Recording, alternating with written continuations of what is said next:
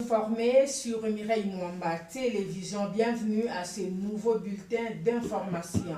Aux États-Unis, le premier de deux débats présidentiels aura lieu dès demain à Atlanta. La rhétorique des candidats sur des sujets sensibles tels que l'immigration et la condamnation de l'ancien président Donald Trump échauffe déjà la population.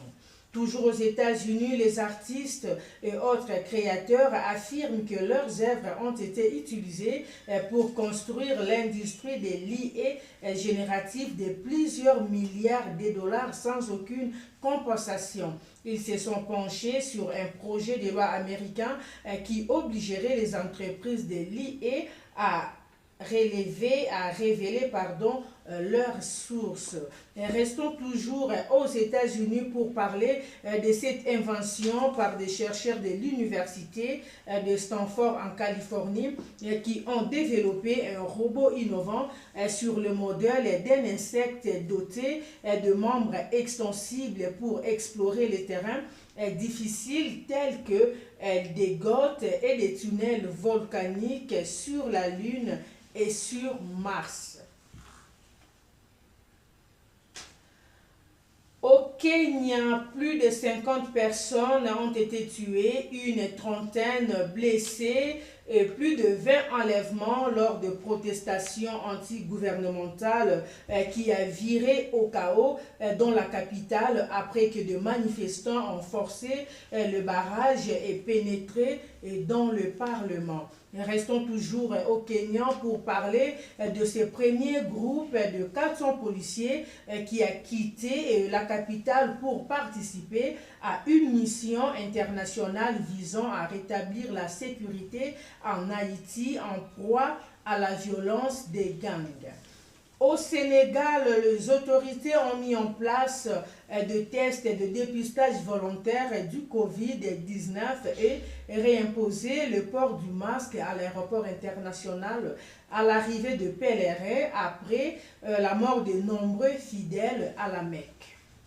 Toujours au Sénégal, les nouveaux pouvoirs ont contraint les fabricants de farines locaux à appliquer le tarif qu'il a fixé pour baisser le prix du pain.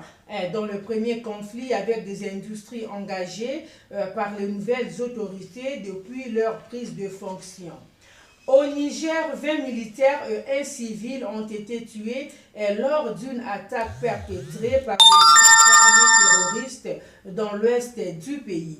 Le régime militaire a décrété 3 jours de deuil national.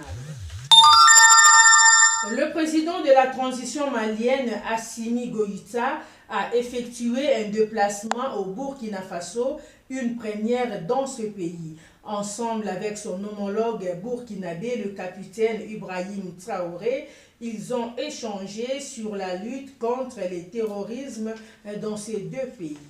Au Cameroun, une école publique de la capitale apprend aux élèves à fabriquer de la viande à base de plantes. Une innovation dont les directeurs espèrent qu'elle contribuera à la lutte contre le changement climatique.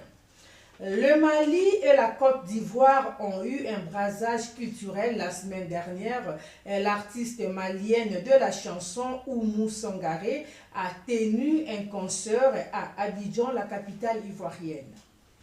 En Guinée, la justice militaire a annoncé la semaine dernière la mort de Sadiba Koulibaly, ancien chef d'état-major de l'armée et ex-numéro 2 de la junte au pouvoir, mort en détention des suites probables d'un traumatisme psychologique et d'un stress prolongé.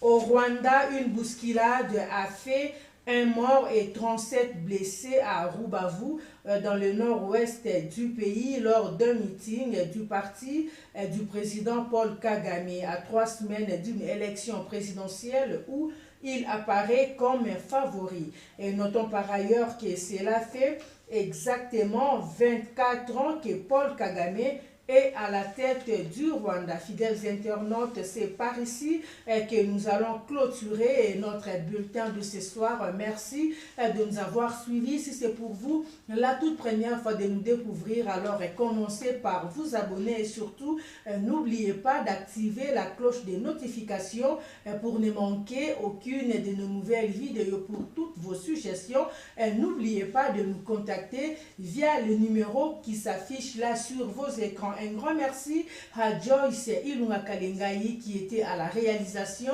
et à la prise de vue de ces bulletins. Et nous avions eu aussi l'assistance de Grace Mwanza Kalengai. D'ici là, portez-vous bien. Salut.